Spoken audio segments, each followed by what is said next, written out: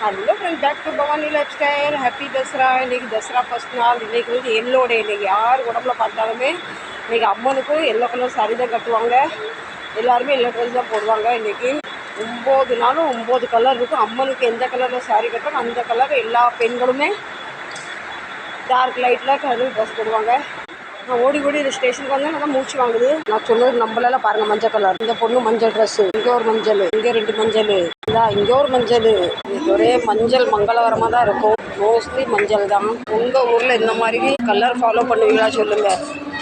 ஜென்ஸும் அப்படி தான் போடுவாங்க. ரொம்ப என்ஜாய் பண்ணி கொண்டாடுவாங்க. எல்லாம் மும்பையில் ஒரு கொண்டாட்டமும் மனதார கொண்டாடுவாங்க.